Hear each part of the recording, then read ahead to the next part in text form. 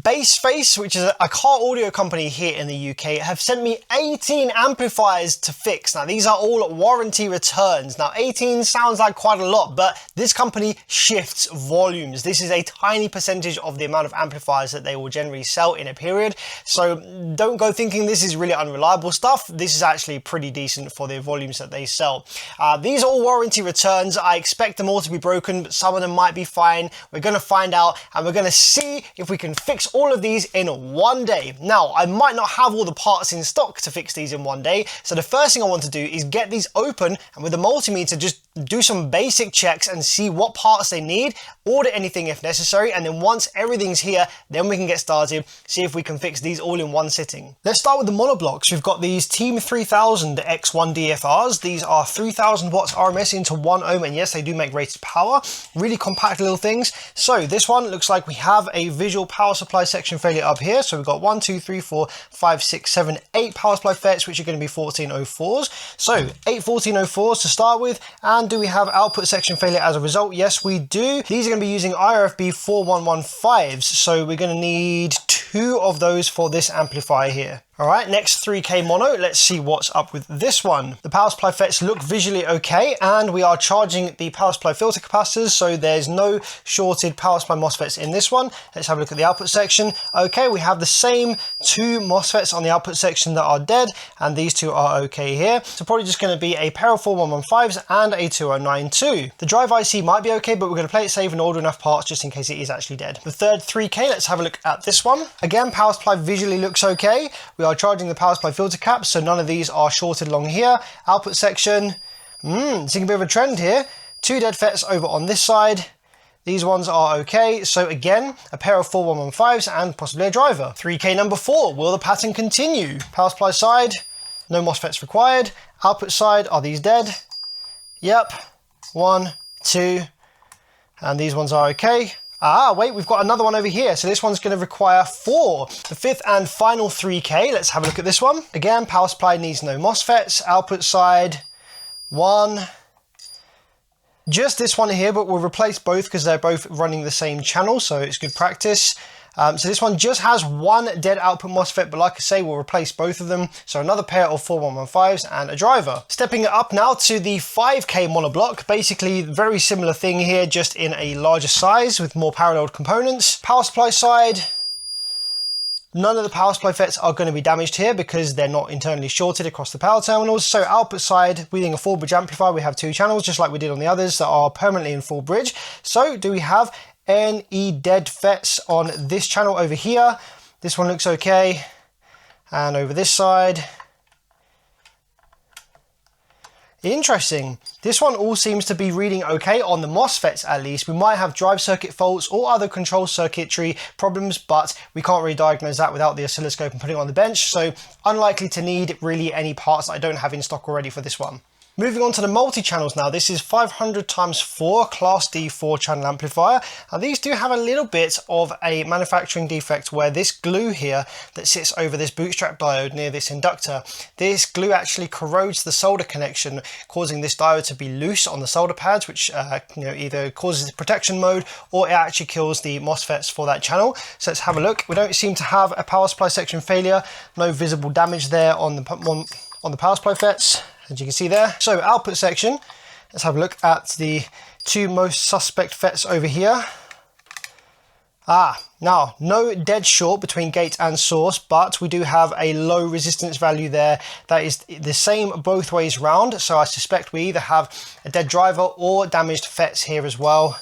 Yeah, we've got a dead short between drain and source. So yeah, we're going to need some output MOSFETs for this one. Now from memory, I think these use IRFB 4227s. So let's add a couple of those. Just check the other channels, probably fine. It's likely the manufacturing defect on these ones that will cause this.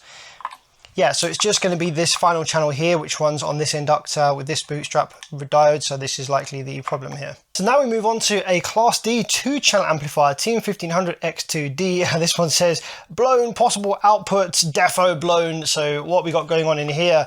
Oh my life, yes, we have some problems here. We've got blown rail capacitors, which is actually pretty rare. These amplifiers aren't particularly old, so they're not going to have died from age or use. These generally die when you have an output section failure where an output MOSFET shorts or fails in a certain way that creates a flyback effect using the output inductor, raising the rail voltage way above where it was supposed to be, and that kills the rail capacitors. So, okay, power supply side in this one, it's fine. Still got a fair bit of voltage in there actually, so that's why I'm doing this rather than probing the power supply MOSFETs, because we can still have 12 volts in these power supply filter capacitors, so I don't want to go probing around here and accidentally shorting something out. So let's go ahead and have a look at the output section, which won't have any voltage in because there's pull down resistors. So these ones have 4 MOSFETs per channel, 2 in high side and 2 in low side, and I'm just looking for shorts or really low values on the multimeter here. So this channel's okay.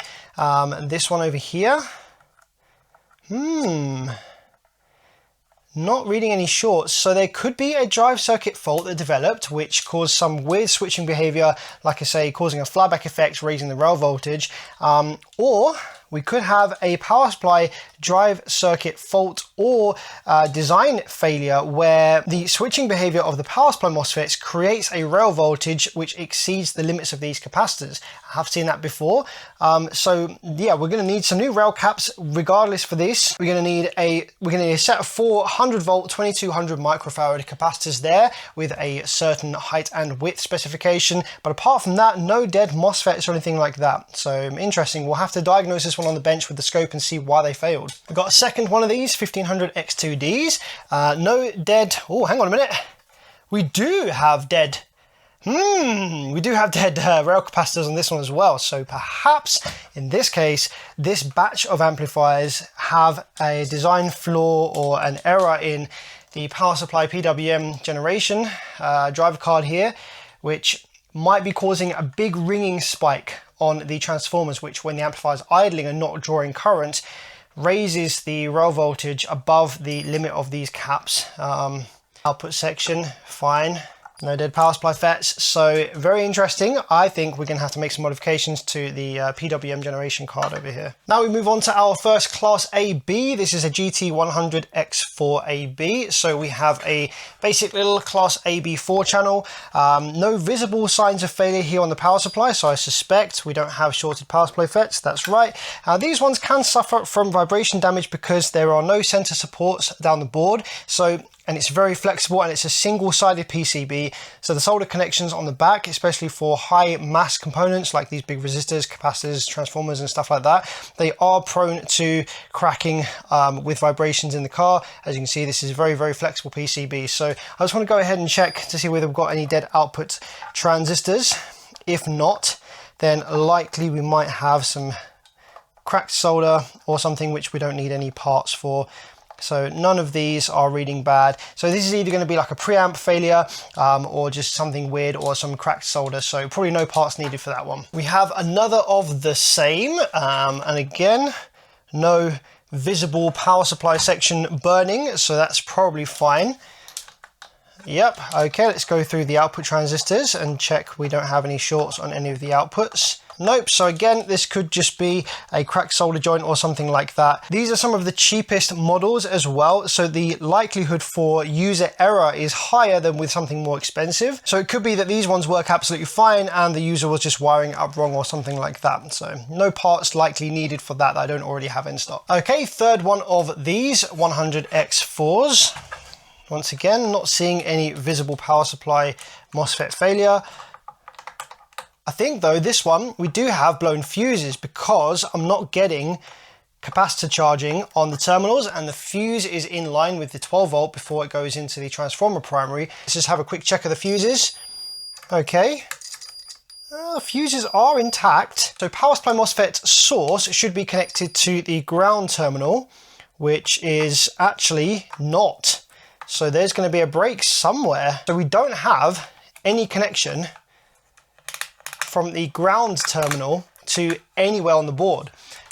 So whether that's going to be a broken solder connection on the terminal or a blown trace. Perhaps this was hooked up backwards and blew the trace before it could blow the fuses, something like that. So I suspect the output section in this one's fine. Yeah, so this one's going to have a power supply side failure, but none of the MOSFETs are reading short at all.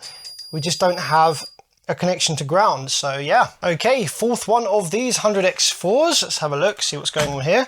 So if we probe the power supply terminals, we should get charging of the, this one we don't either. Okay, so same issue on this one, no connection to the ground terminal. Very interesting. So maybe a common issue on these. I suspect the output section is going to be all right.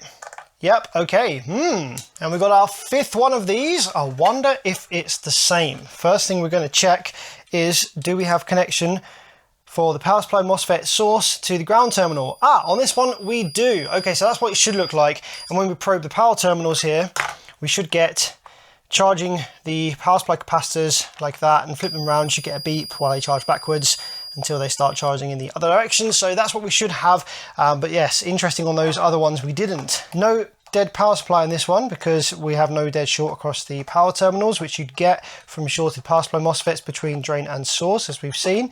No dead output transistors either, no obviously shorted ones at least. So we've either got a drive circuit fault in one of these channels or a preamp fault, or just the user didn't understand how to use this or wire it out properly, so it's actually fine.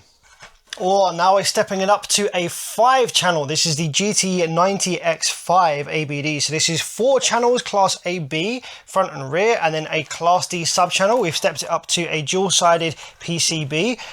Still no center supports, but this is a lot thicker and sturdier build on this one. Class D tends to be a bit more volatile than class AB. So if we're going to have a failure on the output side, it's going to likely be in the class D sub-channel. But let's just check the power supply terminals first. Okay, we have charging capacitor that way, charging capacitors that way, no visible burns or anything on the power supply FET, so the power supply side is probably absolutely fine. So the sub channel on this is these 4 MOSFETs here, and this is the output inductor for the sub channel, with the sub channel driver card being right here, and we've got our 4-channel class AB amplifier just over here with our preamp here. So let's have a check of the sub channel first. Okay, seems all right. Let's go through the class AB 4 channels. Interesting, so no dead output devices. So this either works fine or there is a control drive circuit problem, preamp circuit problem, it's something else that we likely have parts for already. Here we have a second one of these 5 channels. Now this one stank a little bit. Yes, that's what I call a power supply section failure. So all the power supply MOSFETs are going to need replacing. In this amp it's not going to be 1404s, we're going to have 3205s or something equivalent to that. So we're going to need 1, 2, 3, 4, 5, 6, maybe 12 power supply MOSFETs of some kind, compatibility here.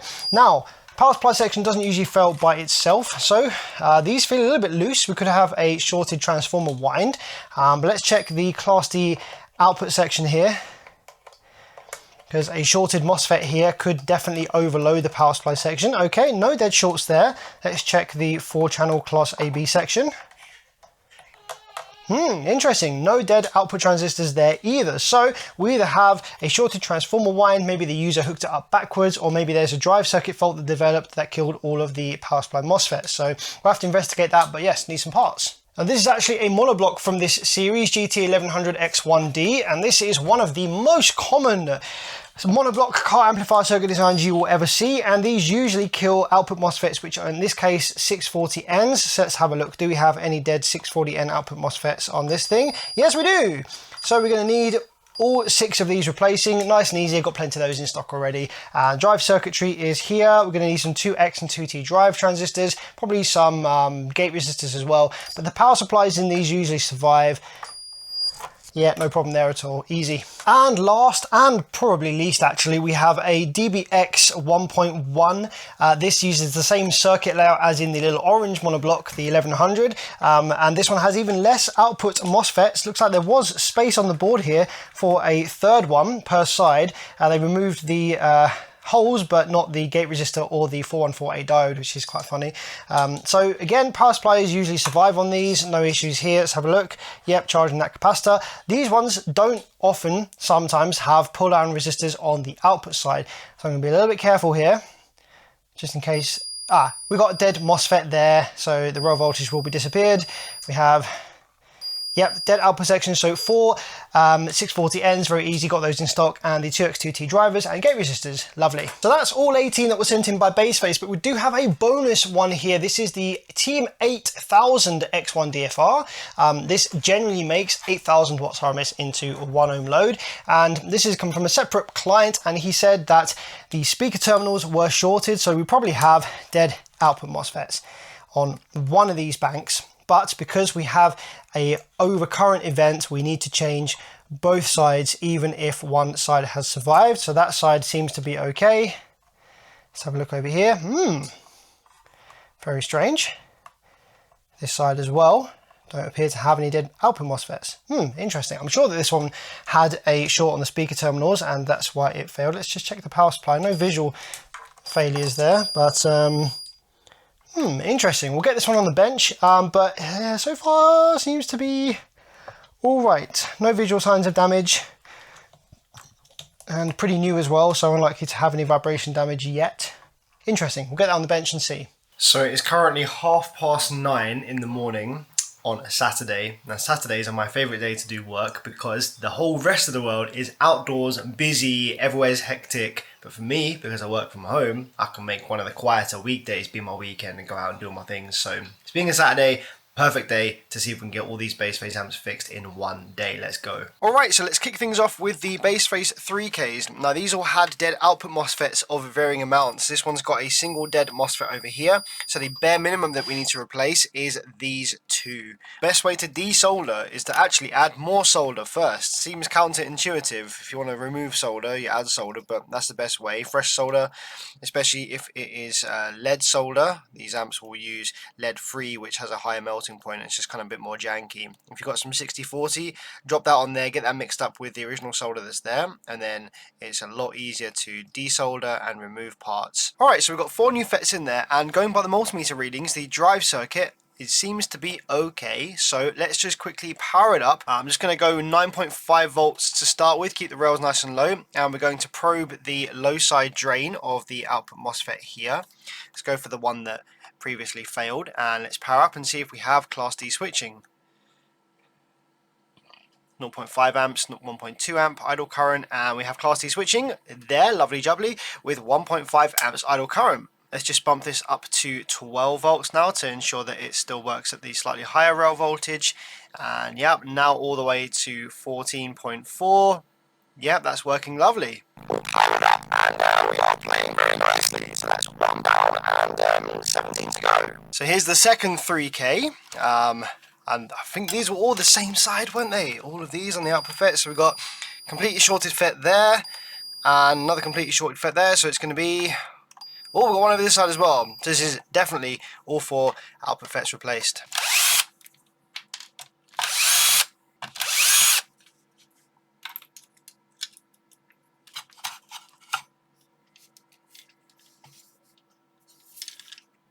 One, 2, 3, 4. Look how quickly these come out with fresh, clean solder applied. So to get a little preliminary check of the drive circuit, which is these two RS2092s, we can use the multimeter on diode mode and just check continuity between the gate and source. And you want, basically, this is like a 2-channel amplifier, it's a full bridge, so we've got 2 channels that are going to be identical. And the chances are for both channels to fail in exactly the same way is very unlikely. So what we're looking for is the 2 low, I think these are the 2 high side FETs, one here, 558. Looking for this to be at about 558 as well. Yeah, it's close enough. And then the low side FET, 547, and on this side, yeah, so because the numbers here between both channels are identical, chances are these drivers are both absolutely fine. If one of them was reading wildly different, then one of them is probably bad. But yeah, these are all reading the exact same as each other on both sides, so the drive circuit is likely fine, just needs 4 new FETs.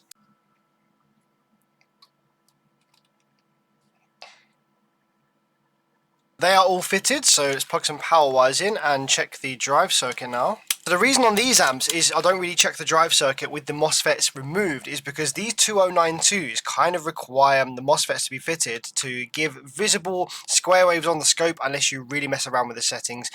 So honestly, it's just easier to fit the FETs and just see if we get any Class D switching or see if there's any weird glitches. I can turn it off quick enough if there's any problems to save the FETs. Okay, so quick little pulse of the remote to build a little bit of rail voltage, as you can see there. Rail voltage on the high side drain, and low side drain should have no DC at all. That's correct. So let's probe the low side drain, go for a full power up, and yeah, see if we get Class D switching. We do indeed, with 1.5 amps idle current draw. It's about the same as the other one. Let's go up to 12 volts. Very nice. And 14. Yeah, that's looking good. Back in the case and give it a quick test on the speaker. We are powered up with a blue light and we have perfect operation. So that's number 2. Let's move on to the next one. Alright, we've got another 3K here. Exactly the same problem in this one from what I remember. We need output FETs. This one has shorted for definite these two on this side. And these two appear to be okay, but probably replace all of them as before. Ah, no, wait, this one was the one that had the blown power supply section as well. Okay, so we need all new power supply FETs and possibly a power supply driver, which in this case is over here. It's usually kind of 50-50 as to whether when the output MOSFET shorts, it kills the power supply, because when the output MOSFET is shorted, it's presenting a short circuit to the power supply section. So it's just really luck of the draw as to whether the protection circuit kicks in time or not. So what's the PCB condition of this one like? So okay, even though we had burned power supply, the PCB is absolutely fine. Sometimes PCB gets cooked depending on how long it's left connected to the battery and stuff for, but yeah, that's going to be fine. So in pretty much any car amplifier, when the power supply MOSFETs fail, you will get open or blown gate resistors. These are 4R7s. As you can see, that one's reading miles too high. We're on diode mode, so the multimeter reads a little bit high anyway. A correct 4.7 is supposed to read 9 on diode mode. If I go change my multimeter to resistance mode, you can see here with a bit of test lead resistance, we're reading 5.4. Test lead resistance is currently 0.6, so yeah, it's bad within spec. But even the ones that do still read okay on the multimeter, we're going to change anyway, because these are tiny little resistors, and it's obvious that current has made its way down the gate path through a lot of these MOSFETs. So I just like to load up some solder on top of them and wipe them off, and that both removes them and refreshes their solder pads simultaneously, so it just saves a bit of time, and we can use the hot air gun to fit some new gate resistors here. So for the hot air, we just want to load up some flux onto the pads that we're going to hot air solder to, and just grab some tweezers and heat the part and the pads. They both need to be up to temperature to make a decent connection. And then heat the general area, and you'll know when it's all melted because they'll kind of snap into place and they will stay put even when you try and wiggle them out of the way, and then just let it cool. There we go. See how it wants to stay in place? Perfect. So with the gate resistors fitted, we can now test the drive IC to see whether it survived this failure event. We can do a quick test with a multimeter here. Just like I say, similar to the output side, you're just checking back and forth between different banks and looking for any weird numbers that are like suspiciously low, like under 200 on diode mode. But we're looking pretty equal between banks so far. So the next thing we can do is we can throw some power onto it, and we can look at the drive waves coming from the driver to where the MOSFETs are going to sit on the oscilloscope. So we turn the power supply on, make sure there's no idle current draw. It shows 0.1 just because my the ammeter isn't calibrated inside this power supply, so it always shows 0.1 even at rest. Very annoying, but I need to get around to that at some point. So before we apply the remote to the amplifier, I want to make sure there's no DC on any of these gate pads. That is not. That's good. Now we apply the remote and we're looking for some pulses on these gate pads that are of equal amplitude to each other. So here we go. You can see the duty cycle is increasing there. The amplifier is going through like a health check mode to make sure that it's building rail voltage, which obviously it's not because we don't have any power supply FETs, so therefore it goes into protect. But this is what we want to see. We have at maximum duty here 6 volts RMS, so we want to check all of the other banks here to make sure that we also have about 6 volts RMS at full duty here. 5.5, see that one's a little lower. 5.5 on that bank. Let's check this next bank. See, that one's 6 volts. And this next one's 5.5. So although the driver here is still operational, the fact that the banks aren't equal in the amount of voltage being sent to the gates means that one side of this drive IC is actually sort of been weakened and damaged as a result of this failure. So we need to change the drive chip. And these are just a basic 4427 dual MOSFET driver. Alright, now that's cooled down, do we have equal pulses on both banks now? So on this one we have full duty 5.6, and on this one we have full duty 5.6. Yep, excellent. That's now ready for some new power supply FETs. So that's all the new power supply FETs fitted. Now let's turn our attention to the output section. Obviously we need new output MOSFETs, but let's just have a look at the drive circuit. So we've got 555, 556, yep, 546, 546. So the drivers, again, in this case, are probably fine, just need some new MOSFETs. New output FETs are fitted, so moment of truth, going to turn the power supply on, nice low voltage, 9.3, and let's just build a little bit of rail voltage first to confirm that our power supply repair is good. Yep, building a little bit of rail voltage there, no DC on the low side, so let's go for a full power up and see what we're doing.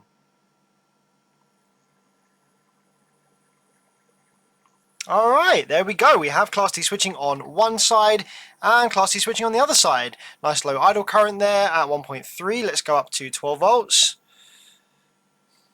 There we go, and 14. Yeah, very nice. I'd say that's good to go. Time for a test on a speaker.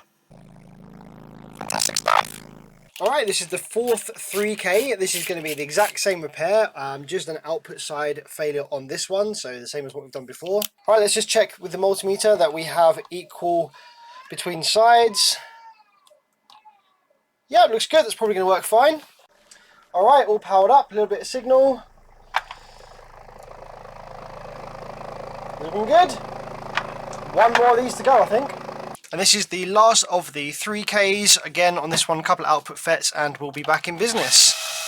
Alright, let's test it. A little bit of rail voltage built. There we go, lovely jubbly. And check both drains, they are clear. Class D switching, there we go. 12 volts, 14 volts. We are good. And nice. So that is all of the 3K's done. Next one is the 5K, and then some of the smaller ones and the multi-channels. So this is the 5K, and this doesn't have any shorted output MOSFETs, so neither does it have any shorted power supply MOSFETs. So we're just going to throw some power straight into it, obviously on the current limited supply, and see what it does when attempted to power up. It could just be the user was installing this incorrectly and it's actually fine. We're about to find out. Alright, so we're going to stick with 9.5 volts of input just to keep it safe and low. And I'm going to pulse the remote a couple of times, build a little bit of rail voltage. Okay, as you can see there, it's starting to climb up the rails. Make sure we've got no DC on the speaker terminals. Now we do have actually a slight variance in the DC on the speaker terminals. So on this side, we've got about See, on this side we've got about 8 volts worth of DC there. It's like 8, 9. And on this one, we've got 11. So there is actually a difference there in the amount of DC on each speaker terminal. Now, it should be the same. Okay, we're going to go for a full power up attempt anyway and just see whether there's any Class D switching issues on either side of these. So let's try that side first.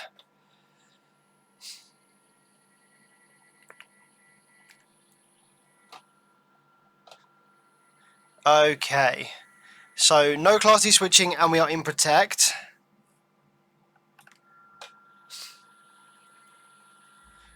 Okay, we have a sort of drop pulse on this bank here, like it kind of bloop, tries to start switching and then fails. So because this has drive circuit faults that we need to identify, I'm going to put it into service mode. And to do that, we're just going to remove these 2 diodes here in the middle. And this will prevent the MCU from shutting down the output drivers. So that means that the moment that we apply the remote, it will start to try and Class D switch even if rail voltage isn't present, which keeps things nice and safe for us, and we can diagnose without the high voltage rails being present.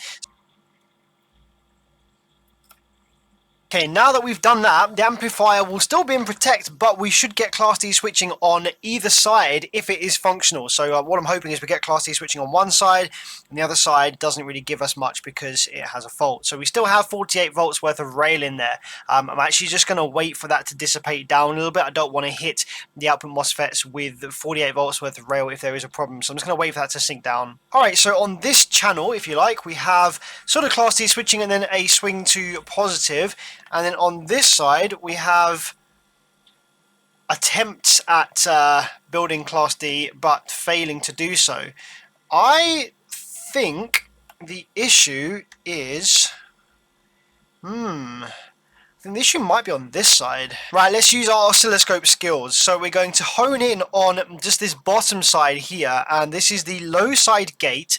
And this is what the low side gate looks like while it's trying to switch here. You can see, doesn't look too great. We've got a big pulse there and a couple of small pulses. Let's have a look at the high side gate here. High side gate looks like also ass. Okay. Let's go over to the top side of the board here and compare. What do we have over this side? Right, now that's looking more like what we should expect to see on the low side gate. And on the high side we have... yeah, again, that's what we should be seeing, really.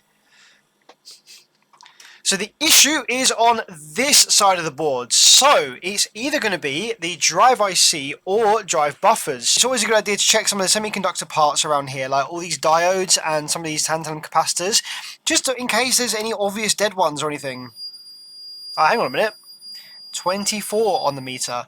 Well, that's not right. This is supposed to be a 15 volt Zener diode. And that's reading as a low resistance there. Okay. We also have that same low resistance across IC12. This is one of the drive buffers. So this could be dead. Or this could be dead. Right, let's remove the Zener first, because that's easier to just take off and put back on. Right, is that low resistance still there? Ah, it is. Okay. So it must be that this drive buffer just failed. That's quite random, isn't it? It didn't take out any FETs. So, very interesting.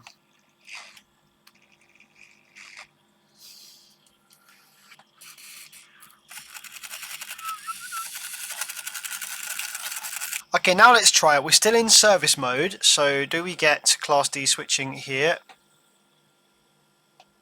Okay, we have something. Still not looking great. Better, but not great still. Maybe when that drive buffer failed, it took out the drive IC itself as well. So I think we'll try changing the drive IC next. So it was my bad to assume that it was the drive buffer, because that's probably fine. I've removed the diode, the drive buffer, and the main drive IC, and we still have like a low resistance short there. So where's that coming from? Here we go. It's this tantalum capacitor next to it that appears to be shorted. So let's drop that out of here.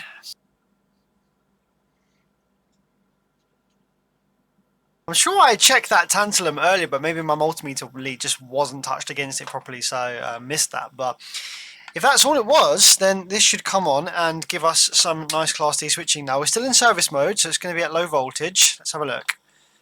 Okay, there we go. We are up and running with low rail voltage, and we have Class D switching on that side. Let's go over to the other side up here. We have Class D switching on that side as well. So let's put these diodes back in place, which will allow the amplifier to build full rail voltage, and then that should work just fine. Yes, very nice. It is currently 2:15 in the afternoon, and now it's time to move on to some multi-channels. So we've got this baby little monoblock, this DB1.1X, and this is just a very generic Class D circuit. We've got 640 ends, and when these die, it's either just the FETs, or sometimes it takes out the drivers, but we can fit some new FETs and just see what it does.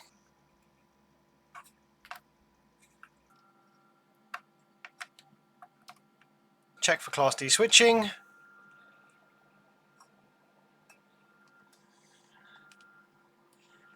There we go, Class D switching, and it is moving with our signal, so that is fixed. very nice. Next one. So now we move on to these, which are the GT100/X4ABs, and these are the weird ones that don't have any continuity between the power supply source and the ground terminal. So I'm going to have to strip this board out of the heatsink and see what's going on underneath. Well, I see the problem. That's not going to help. So that is a fused trace. Now, why would that trace fuse? That's a reasonable amount of current that would have caused that. Just seeing actually, you see here, we have the tab for chassis ground, right? So if the user connects their ground wire first, therefore giving the amplifier a ground, then connects the 12 volts, and while connecting the 12 volts accidentally touches the 12 volt wire or the screwdriver onto the case while they're doing it up, then 12 volts will be sent through the chassis ground here, shoot through the chassis ground, through this tab, and then to ground here. So I think that all these ones that have no connection to ground have a fuse trace here because there was something with 12 volt live on it that touched the chassis while they were wiring it up. So yeah, back in the heatsink, nice output on channel 1, nice output in channel 2, channel 3, nice output, and channel 4, lovely. So yeah, that's all that's going to be wrong with these ones that will have the same problem. So I'm just going to bang through these real quick, get them out of the case, solder that trace up and get them back in the case again. Yeah, this is the second one, and exactly the same problem here with this. This is the third one of these, again, exact same problem. So this is the fourth one of these, and on this one, we don't have a blown trace there. Okay, what's up with this then? Okay, I see the problem with this one is, you see there is a gap there around the terminal lug for the remote. So that is probably why this has been returned. There's also a bit of a gap around the ground one. So yeah, the solder on these just isn't great. It's probably been wiggled around or hit in shipping or something, and that's come loose there, so that needs reflowing. So this is the fifth and I believe final one of these. This one does have continuity from the source to the ground terminal, so it might be like that one I just looked at where we have, like, you know, the remote terminal which is desoldered a little bit. So rather than strip this one out completely, I'm just going to take this end terminal off, which is a bit quicker. I'm probably going to freshen up the solder on those terminals anyway, as that seems to be a common thing on these. But then just power it up and see what the crack is. Okay, well, no, this is looking fine so far, so I'll reflow those anyway as I can get my soldering iron in that gap, and then I'll power it up and just see what it's doing. So this is the first one of these with an actual electrical fault. We're powered up now. We've got no audio output on any of the terminals. Nothing, it's just completely dead. And I was just checking the auxiliary supply voltages for the op amps here.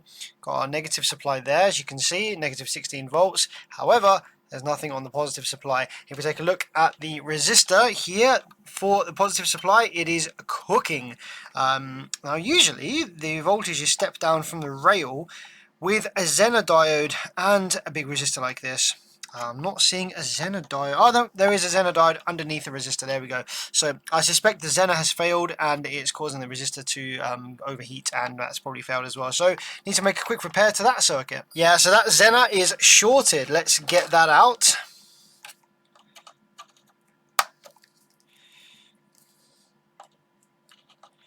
So I've replaced that Zener diode, and the original resistor is still reading within tolerance. I'm going to replace it anyway, but just leave it in there for now while I quickly just test to see whether that changing of the Zener has fixed the problem. So power up again, we have 14 volts and negative 15. So yeah, we have our auxiliary supply voltages now. That means that we should have our clean output. Fantastic. So I just need a new 330 in there. It probably doesn't. It's still within spec. It will just be discolored from running hot, but it is still within spec. But I'll change it anyway. But yeah, this one is all sorted now. Let's just confirm audio on all channels. 1, 2, 3, and 4. Lovely stuff. So now we move on to some of the Class D multi-channels. So this is the 500/X4, and these are the ones that will have a design flaw where you get the, well, not, it's more of an assembly flaw really. The diode here gets desoldered because of the sort of fumes of this adhesive here. Sometimes this causes the output MOSFETs on this channel to fail, but sometimes you're lucky enough just to be able to resolder the diode and then it'll work fine. So I'm going to give this a go, just resoldering this real quick and see if that solves this one. So this one does have shorted output FETs on this channel. Unfortunately, it did take out the output FETs, but it's not shorted between gate and source like it usually is. It's actually shorted between drain and source, and then we have a high resistance on this one. So yeah, it needs a couple of new FETs, unfortunately.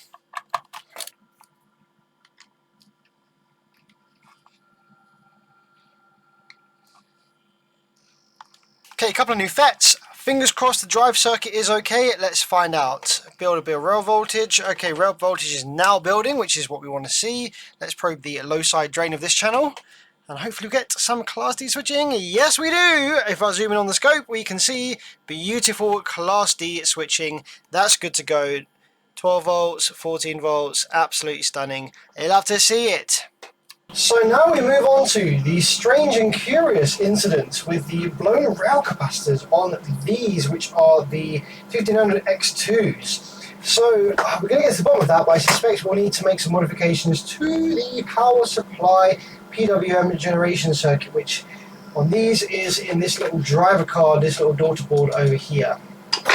So we've got 4 new capacitors in there. From memory, this didn't have any dead output MOSFETs or anything like that. We're going to start with the voltage nice and low, 9 volts, and the ratings on these capacitors are in fact 100 volts. So we shouldn't have any more than plus minus 100 volt rails. Let's see what we find. With 9 volts input, we have plus minus 40 volts. Well, that's fine. That's well away from our 100 volt limit. So let's start gradually increasing the voltage here and see if we get anywhere near the 100 volt limit. I'm going to have a look as well at the waveform on the power supply side. See, that looks fine. No spikes there yet. 12. We're at 53 volts per rail. That's fine. We're still miles away from the limit. And we have 64, plus minus 64 volts. Very strange. That's honestly fine. Even up at 16 volts, we're only at 70 volts plus minus on the rails. So I'm not really seeing immediately a reason why those capacitors will have failed, other than perhaps just bad batch from factory and these caps weren't any good. Sometimes they can get critically empty or like very dry, and then when they're hit with instantaneous current, they need to reform, and while they're doing that they get very hot, so you have to do that slowly. So if you hit them with power straight away and high current from this amplifier powering up, then that could cause them to overheat and boil and vent like that. So maybe that's what happened. Starting a new pile with that one. I've got one more of those to do. This is what we've completed so far today. Whew, this has been an intense day. It is now 5:45 in the evening. Just about to smash some dinner. Got risotto on the go. That's 4 more amplifiers to look at, or 5 more if you include the bonus 8K. So should be able to get that done, but there are some bigger ones coming on this last final stretch. So let's see how we do. Yes. Absolutely delicious. So yeah, that first one played perfectly fine after changing the caps, and so this is the second one of these. I'm just going to need the same thing doing by the looks of it. Only not quite as bad, only one cap is vented, but we'll need to change all 4 of them because they've clearly been stressed in whatever the situation was here. So we're powered up with 12 volts, and yeah, these are fine. Must just mean that the capacitors were a little bit needed reforming, and by being reformed too quickly, they overheat and vent. So all new capacitors in this and the other one. Let's now move on to, I think, what's going to be the 5 channel. So we have the first of the 5 channels. Now this one was not having any visual signs of damage. So checked all the MOSFETs and transistors, all seems fine. So we're going to power this one up and see what it's doing. So nice low voltage to start with. Let's just build a little bit of rail voltage like so. And let's check the sub channel. We should have rail voltage on the high side and nothing on the low side. That's correct. Ah, yes, I remember now. We've got a slightly vented capacitor right here. Okay, that might be all that's wrong. The client might have seen smoke coming out and be like, oh, So let's just power this up fully and check for Class D switching on the sub-channel low side drain, because that's going to be the most likely, especially where that capacitor is, issue here. There we go. Class D switching. So this amplifier does appear to be working fine. Just this capacitor is has clearly vented. I suspect maybe a similar issue to what we saw on the 2 channels there with the blue capacitors, just being in storage for too long, getting a little bit critically empty and venting like that. But yeah, this amp does seem to work. So I'll test for audio on all 5 channels, and provided that is present, I'll just go ahead and replace well, probably these 2 capacitors, and that should be it. So we have clean output front right, clean output front left, clean output rear right somewhere. Yep, there we go. Clean output rear right and clean output rear left. And the subwoofer channel, we have nice clean output. So that one is all good to go. Just needed that capacitor replacing. I stripped it and replaced the capacitor back together again. I think the next one though is a bit more intense. So this is the second 5-channel amplifier, which I've already removed from the heatsink, and this is the one with the power supply failure. All the power supply MOSFETs here are all burned up, so we're going to need to replace those, along with possibly the drive circuit, which I think is over here in the middle of the board. We'll check the health status of that. Very strange for it to fail though, so we're going to have to look for a cause, possibly a shorting transformer windings, or a little bit wobbly, maybe a reverse polarity event. We'll see. Yeah, strange for the power supply to fail by itself. So all the power supply MOSFETs are out, and we've got 47 ohm gate resistors. Now the resistance between each gate resistor isn't 142 ohms because I'm on diode mode, but the 142 is the combined series reading on diode mode between these resistors in tolerance, and we have 142, 142 all across the board. So none of these gate resistors, 143 on this side, a touch higher, that's absolutely fine.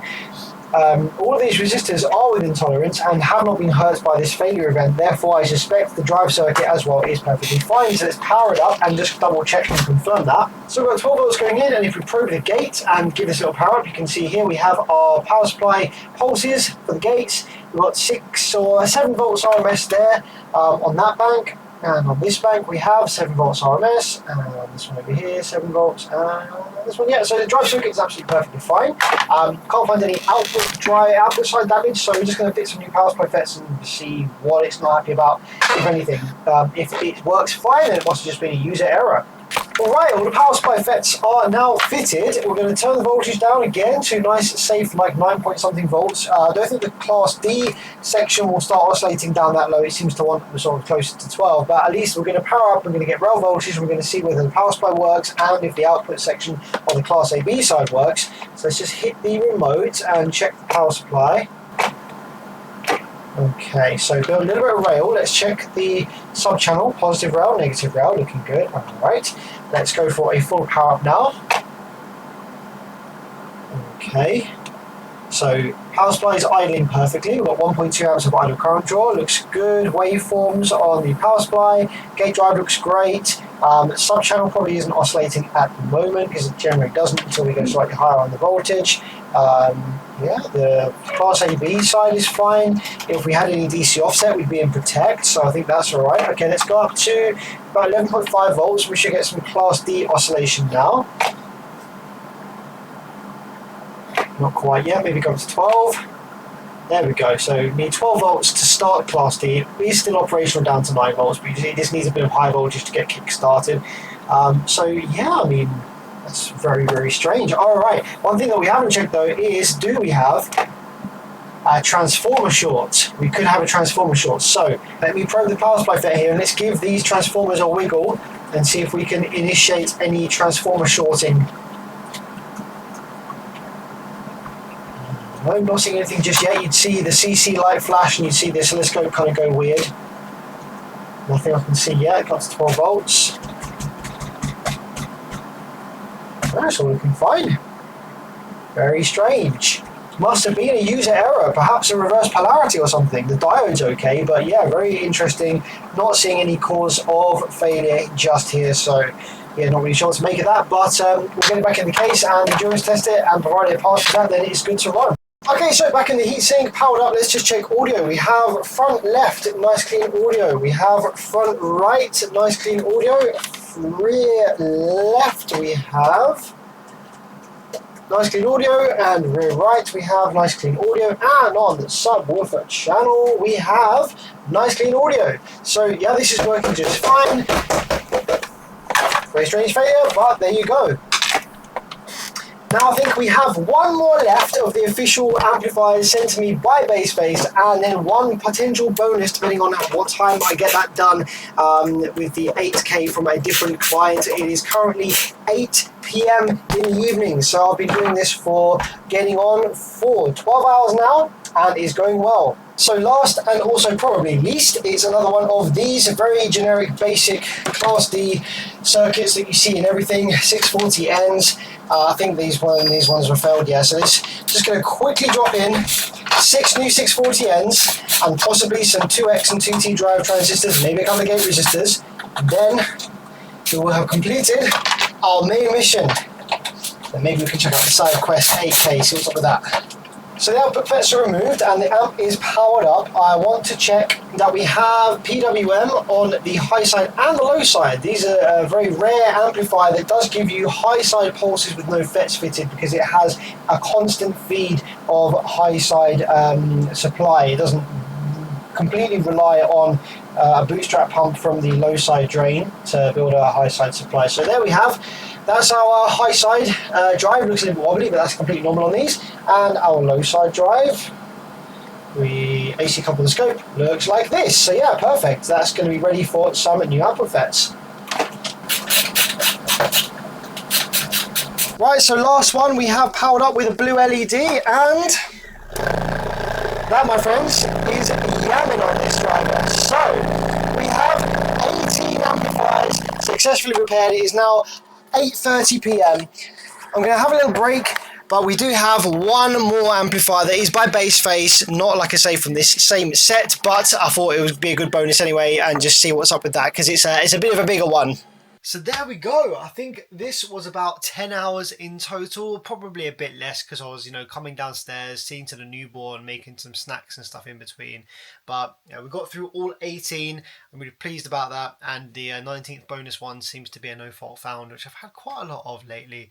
But I'm pretty exhausted. My back's hurting a fair bit because this did straight basically 10 hours of work with like tiny little breaks, but pretty much straight away. And it's really hot in the UK here at the moment. It's like really humid and really sticky, and it was in the workshop, it must have been like 35°, just really heavy. But yeah, it was fun. It's nice to have them all out of the way and done in one day, and hopefully you enjoyed that and seeing the process, what kind of faults you can get with this kind of more entry-level gear, and yeah, like I say, compared to the mass of the amplifiers that they'll sell, this is not really a huge amount of returns, to be honest, and quite a few of these, as you saw, were like user error, so it's not even necessarily the fault of the amplifier in a lot of these.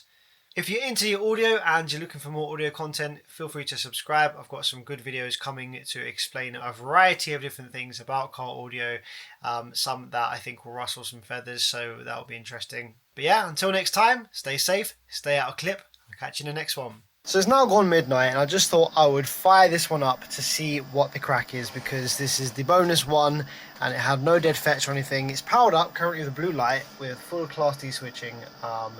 So I'm gonna take a hazard guess that this is like a no fault found. Customer just wired it up wrong or something like that. Yeah, this one just seems fine, so I'm not sure what issue my client was having there, but yeah, either it's fixed itself or there was some other issue with the wiring or something, because yeah, it's playing perfectly fine here.